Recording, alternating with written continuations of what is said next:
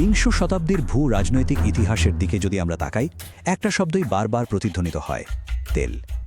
স্রেফ একটা সাধারণ বাণিজ্যিক পণ্য কিভাবে বিশ্ব মানচিত্রের ভাগ্য নির্ধারণকারী চূড়ান্ত অস্ত্রে পরিণত হলো, আর ক্ষমতার এই বিশাল দাবা খেলাটা আসলে কিভাবে খেলা হয়েছিল, আজকের এই স্পেশাল ডিব্রিফে আমরা তারই একদম গভীরে ডুব দেব। পুরো ঘটনাটাকে আমরা মূলত 5টা ঐতিহাসিক পর্বে ভাগ করেছি। নতুন বিশ্বশক্তির উত্থান, প্রথম বিশ্বযুদ্ধের জ্বালানি লড়াই, এরপর মধ্যপ্রাচ্যের তেলের বাটোয়ারা, উদ্বৃত্ত তেল ও এর নিয়ন্ত্রণ, এবং সবশেষে দ্বিতীয় বিশ্বযুদ্ধ, যেটা আসলে ছিল তেলেরই এক চূড়ান্ত যুদ্ধ। চলুন সোজা মূল আলোচনায় ঢোকা যাক। প্রথম পর্ব, নতুন বিশ্বশক্তির উত্থান। এই গল্পের শুরুটা 19বিংশ শতাব্দীর একেবারে শেষ ভাগে, যখন আমেরিকার একচেটিয়া আধিপত্যকে চ্যালেঞ্জ করে কাস্পিয়ান সাগরের তীরের বাকু অঞ্চল এক প্রবল প্রতিদ্বন্দ্বী হিসেবে আবির্ভূত হয়। সালটা 1872। রাশিয়ান সাম্রাজ্য যখন এই তেল সমৃদ্ধ এলাকা বেসরকারি বিনিয়োগের জন্য খুলে দিল, গেমটা পুরোপুরি চেঞ্জ হয়ে গেল। নোবেল ভ্রাতৃদ্বয় নিয়ে এলেন আধুনিক খনন পদ্ধতি আর পাইপলাইন। অন্যদিকে রথস্টাইল্ড পরিবার দিল তাদের বিশাল ইউরোপীয় ব্যাংকিং নেটওয়ার্কের ব্যাকআপ। ফলাফল, বাকুর তেল আক্ষরিক অর্থেই একটা বৈশ্বিক অস্ত্রে পরিণত হলো, যা ইউরোপের বাজার ভাসিয়ে দিয়ে পুরো বিশ্বের ক্ষমতার ভারসাম্যটাই বদলে দিল। এবার একটু এই দুজনের দিকে তাকান। এদের ভূকৌশলগত দৃষ্টিভঙ্গির পার্থক্যটা জাস্ট অবিশ্বাস্য। একদিকে শেলের মার্কাস স্যামুয়েল, যার ভিশন ছিল গ্লোবাল। বিশাল সব ট্যাঙ্কার সুয়েজ খাল পাড়ি দিচ্ছে, এশিয়ায় বিক্রি হচ্ছে আইকনিক লাল টিনে। আর অন্যদিকে রয়্যাল ডাচের অঁরি ডিটার্ডেন, যিনি সুমাত্রার গহীন জঙ্গলে আগ্রাসী উত্তোলন চালিয়ে যাচ্ছিলেন, মূলত স্ট্যান্ডার্ড অয়েলের মতো দানবকে ঠেকাতে। দুজন ভিন্ন মেরু, কিন্তু লক্ষ্য একটাই। আর এই প্রতিযোগিতার চূড়ান্ত পরিণতি আসে 1907 সালে। বাকুর তেলক্ষেত্র যখন পুড়ে গেল, তখন এই দুই পক্ষ এক হয়ে রয়্যাল ডাচ শেল গঠন করে। এটা কিন্তু নিছক কোনো ব্যবসায়িক চুক্তি ছিল না, বুঝলেন? এটা ছিল এমন এক ইউরোপীয় ভূ রাজনৈতিক টাইটানের জন্ম, যা আমেরিকার স্ট্যান্ডার্ড অয়েলের একচেটিয়া রাজত্বকে একেবারে সমানে সমানে টক্কর দেওয়ার ক্ষমতা রাখত। আমাদের দ্বিতীয় পর্ব, প্রথম বিশ্বযুদ্ধ, জ্বালানির লড়াই। যুদ্ধ শুরু হওয়ার সাথে সাথেই একটা ব্যাপার স্পষ্ট হয়ে যায়। তেল আর শুধু কোনো অর্থনৈতিক সম্পদ নেই, এটা আক্ষরিক অর্থেই জীবন মরণের এক সামরিক প্রয়োজনে পরিণত হয়েছে। ভাবতে পারেন, 1914 সালের সেপ্টেম্বরে প্যারিসের ঠিক 600টা ট্যাক্সি হাজার হাজার ফরাসি সৈন্যকে হুড়মুড় করে মার্নের ফ্রন্টলাইনে পৌঁছে দেয়।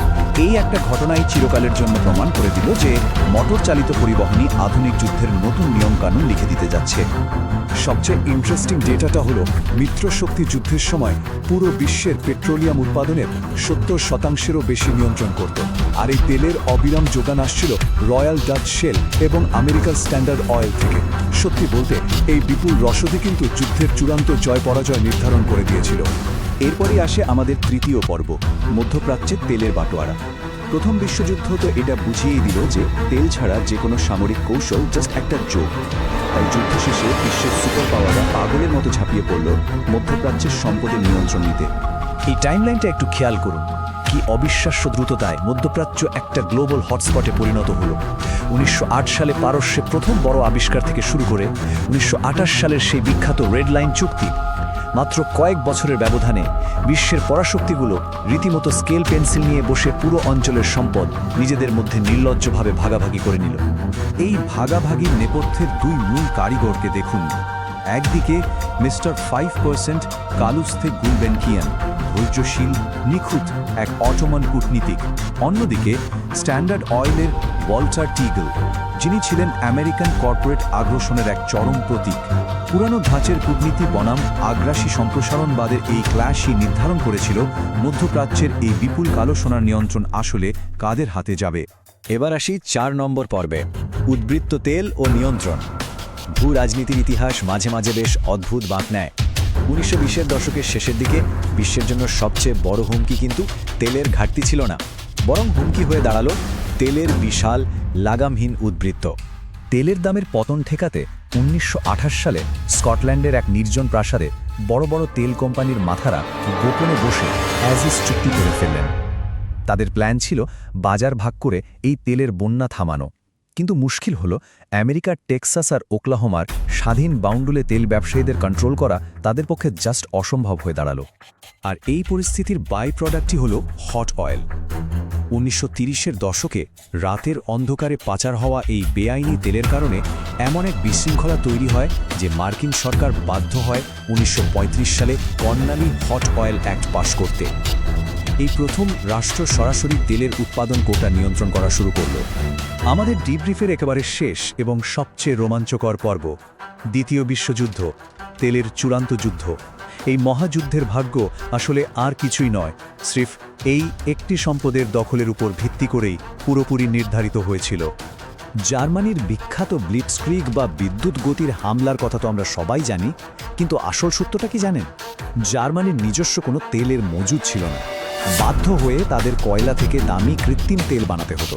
তাই তাদের পুরো স্ট্র্যাটেজিটাই ছিল আসলে নিজেদের ফুয়েল ট্যাঙ্কের কাঁটা শূন্যে নামার আগে যে কোনো মূল্যে যুদ্ধ জিতে নেওয়ার এক মরিয়া দৌড়।